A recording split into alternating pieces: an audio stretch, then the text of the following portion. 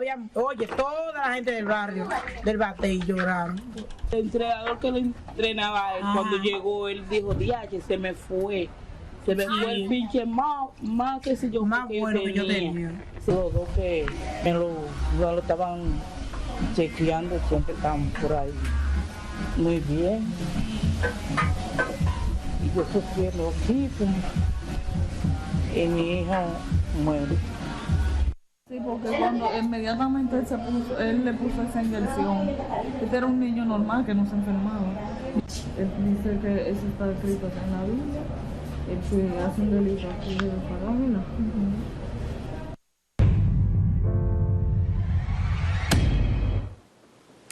Es la historia que repiten y repiten y repiten las familias que han vivido, que han tenido consecuencias para sus hijos, que eran prospectos, tenían expectativa de que llegasen a jugar béisbol invernal o que llegaran incluso a las grandes ligas, pero que esos sueños quedaron tronchados, en algunos con casos fatales donde el prospecto fallece, en otros han quedado amputados, como ustedes pudieron ver en estas imágenes y también con el testimonio de esas familias. Pero como les dije al principio, quiero que hablemos de este tema con una de las responsables de hacer ese trabajo de investigación, que es Tania Molina, quien muy amablemente aceptó en la mañana, que rápidamente le dije, mira, me gustaría que conversáramos del tema, y por supuesto que aceptó. Tania, buenos días y gracias por estar con nosotros.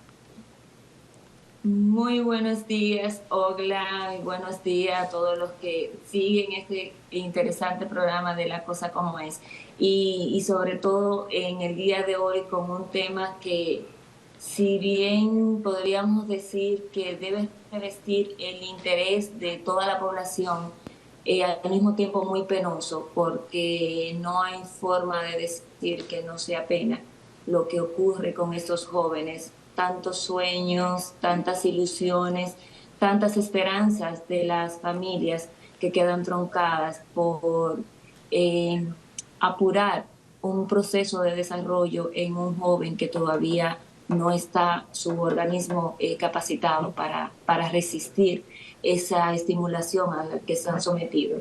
Así que para mí es realmente un honor poder estar con ustedes en esta mañana. Y de hecho, Tania, es una de las cuestiones que ayer, cuando saltó a la palestra pública el caso del joven Ismael que falleció, entonces vimos que no es la primera vez. Y en este trabajo que realizaste hace ya más de 5 años, 2019, porque el tiempo pasa súper rápido, ustedes hicieron una investigación, hablaron con familias. ¿Qué encontraron? ¿Cuál era el común denominador en este tipo de casos y de la inyección a estos menores de edad? Hay mucho de todo, hay mucho de falta de información a las familias, hay un poco de engaño también, tanto a las familias como a sus hijos, pero también algo muy lastimoso es que hay mucho mirar para un lado de quienes tienen que tomar decisiones en estos casos. Triste porque son jóvenes vulnerables, familias vulnerables que realmente no tienen la información, que en ocasiones se hacen cómplices de esas cosas que ocurren a través de un manager, pero es por confianza, porque han creído y porque no manejan esas familias toda la información que deberían manejar sobre cuáles son los riesgos que tiene el mandar a tu niño a un centro para formarse como pelotero y tener que estar sometido a determinadas sustancias. En muchas ocasiones nos encontrábamos casos con familias que nos contaron, es que yo no supe que a mi niño le estaban inyectando. Otras veces el tema era que lo que me decían era que le estaban inyectando vitamina, pero en realidad le estaban inyectando otras cosas. Entonces, por eso te digo, en ocasiones era que había una aceptación de parte del menor, pero ojo, estamos hablando de menores de edad, que aceptar ciertos estímulos, quizá habríamos que ver cuál es el grado de validez que tiene una aceptación o un acuerdo entre un manager que es adulto con un menor que le dice, mira, para que tú tengas un mejor rendimiento, vamos a ponerte esto, y que el menor decida arriesgarse y decir sí, igual, por la misma situación. De fondo lo que hay es un gran desconocimiento de parte de esas familias, incluidas padres, tutores, que en muchos casos el menor queda a mano de un tutor, y también de ellos mismos, porque no se le advierte de los riesgos de someterse a estos tratamientos. Pero sobre todo,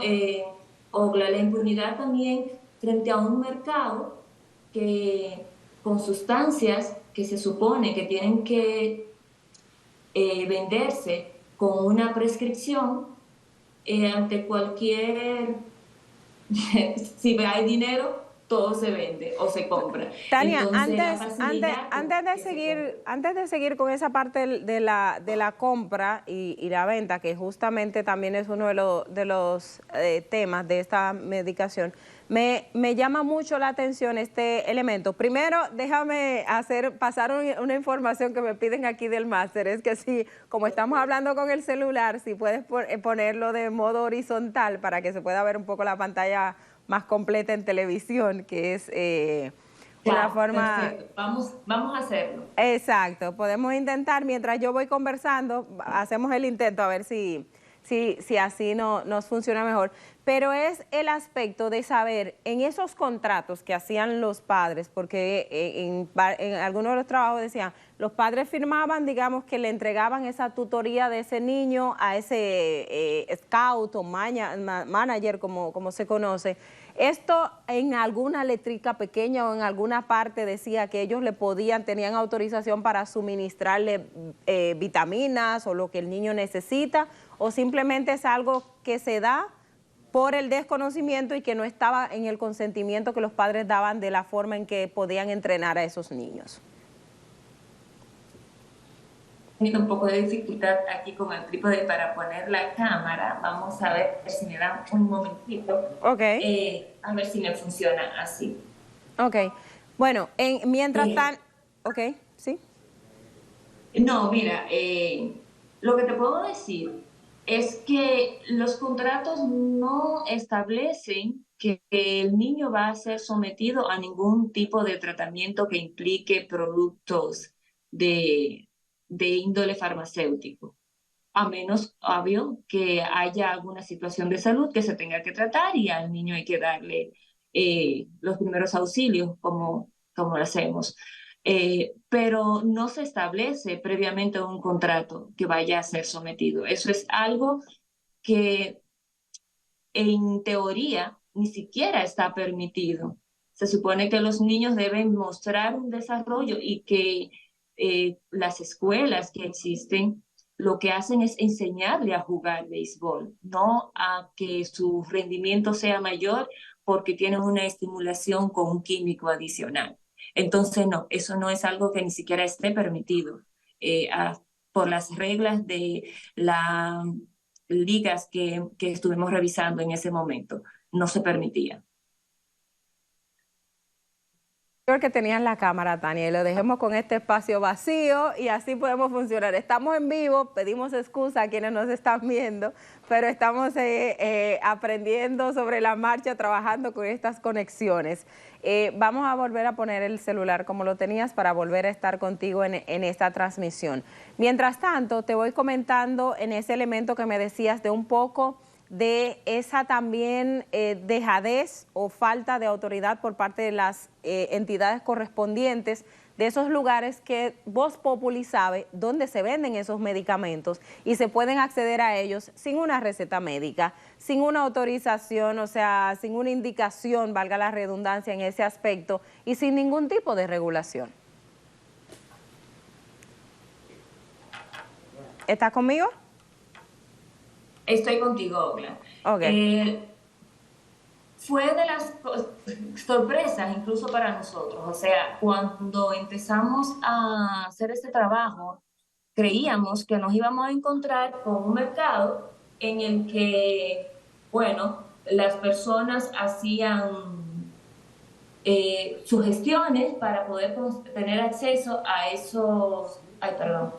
tenían hacían gestiones para conseguir esos esteroides. Pero lo que nos encontramos es que no, que era tan fácil como salir, ofrecer y comprarlo, porque no hay regulación. O sea, hay compañías incluso reconocidas que nosotros, a las que tuvimos acceso en ese momento, que visitamos, y se cuidan en apariencia. Tú llegaste y dijiste, mira, yo quiero comprar determinado esteroide y no te lo van a vender a la primera. Okay. Pero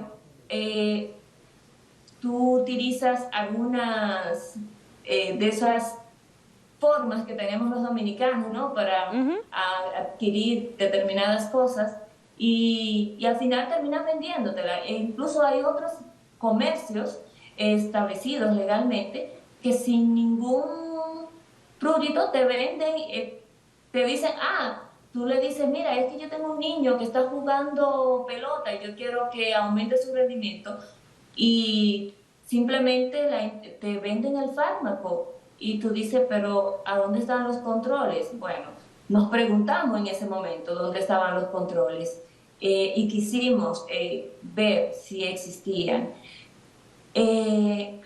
Otra de las grandes penas que tiene este tema en este país es eso, porque si vamos al Ministerio de Deporte, no, eso le corresponde a otra entidad, debe ser Salud Pública quien regule eso, pero vamos a Salud Pública y preguntamos, no, es que nosotros no tenemos que ver con eso, debería ser deporte.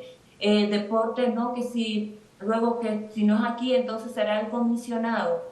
El tema es que se están vendiendo productos que ni siquiera son para consumo humano, sino para animales, y cuando tú cuestionas a las entidades, una dice que es la otra, y entonces, si nosotros que estábamos interesados en tener información del tema y que por lo menos tenemos el nombre de un medio reconocido para que se nos dé información y nadie nos sabe hablar, imagínate qué podría pasar en ese caso con esas familias. ¿Quién las orienta? ¿Quién le da información? ¿A dónde acuden para que le apoyen en casos como estos? Es muy triste, pero sí, te escucho.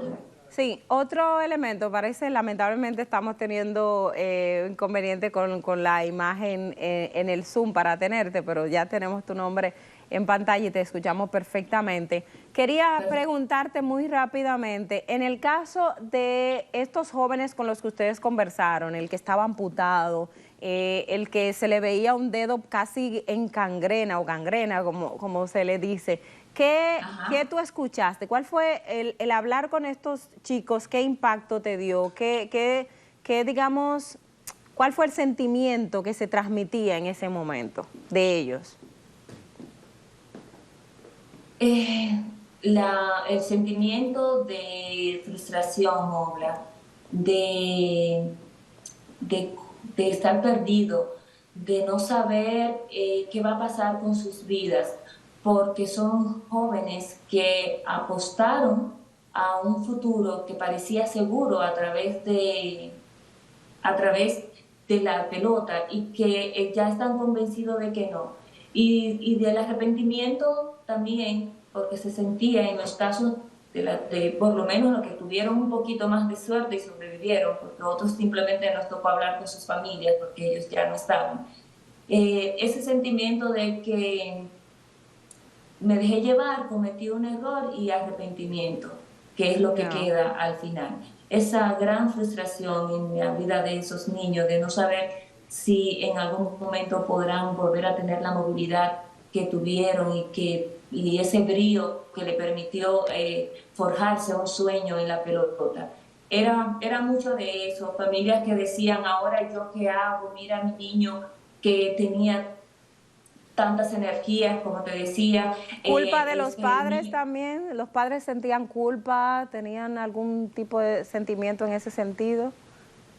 Es lo que te digo, los padres más que culpa, por lo menos en los casos con los que nos tocó hablar en ese momento, más que culpa lo que se sentían eran engañados, y eso fue algo que lo sentimos tanto en las familias de estos chicos que estaban en ese momento hospitalizados, como en las familias de fallecidos con las que hablamos.